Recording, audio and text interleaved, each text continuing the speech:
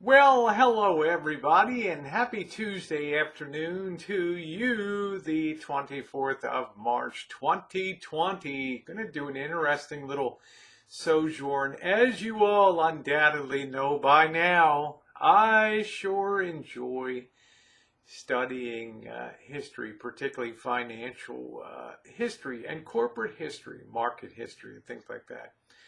And so many people, you're seeing YouTube videos now with some of the Hallmark creators expressing nervousness about what's going to happen on YouTube. Will their lifestyles be sustained?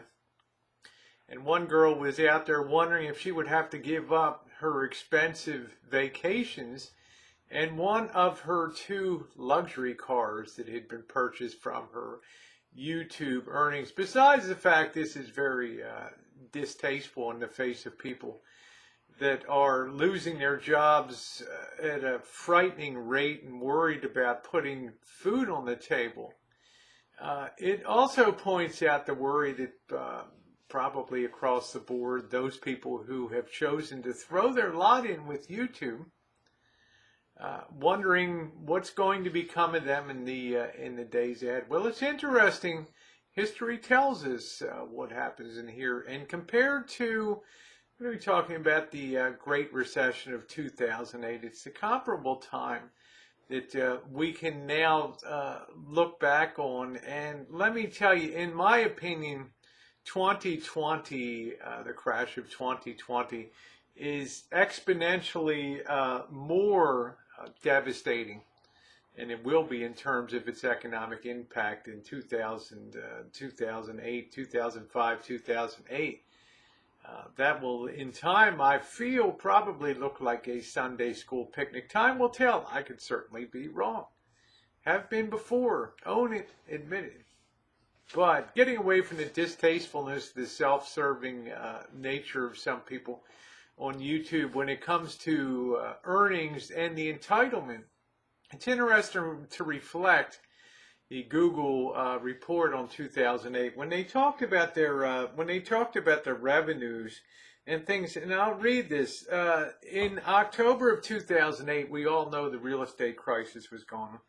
The global economy was breaking down for real, and Google's year-over-year revenue growth rate had dropped to 31%. Most companies would love to have that problem. The last quarter of 2008, it dropped to 18%, and in the second quarter of 2009, the depths of the recession, the company's annual growth plunged to as little as 3%. And then CEO Eric Schmidt characterized things. Consumers were clicking on ads, but they were clicking to window shop. Suddenly frightened of the downturn, shoppers were looking for deals on low-cost items. The low conversion rate of those ads meant advertisers bid less for ads on Google, an entirely rational move given the circumstances, Schmidt observed. While smaller advertisers kept buying, large advertisers had stepped to the sidelines entirely, waiting to see what would happen to an economy that was spiraling downward. Whole categories such as travel dried up dramatically as confidence was shaken. This is the thing that we certainly know.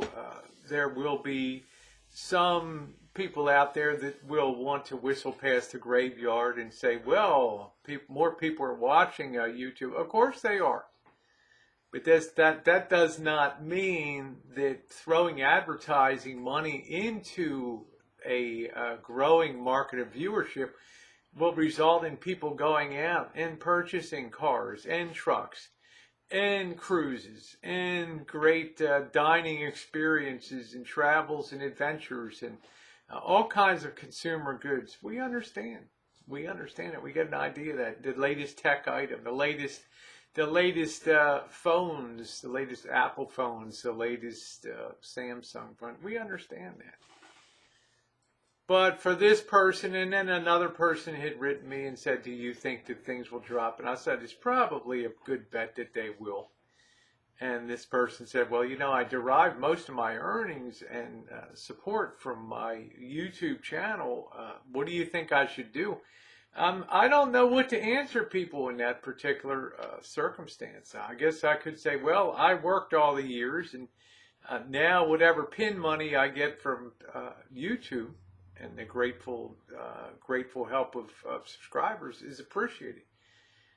But I would never build, and I never did build, and I would suggest that no one build their expectations around that, especially in times when we're going into unprecedented, uncharted waters here in terms of economic uncertainty, novel experimentation going on that may or may not work. We just don't know. We don't know. I guess if I was in that kind of situation, I'd be scrambling around, even if the risk's out there, to land myself a job and at least get something while the getting's good. YouTube is great, but at the end of the day, they do deliver the pink slips and the demotions too. Thanks for watching, everybody.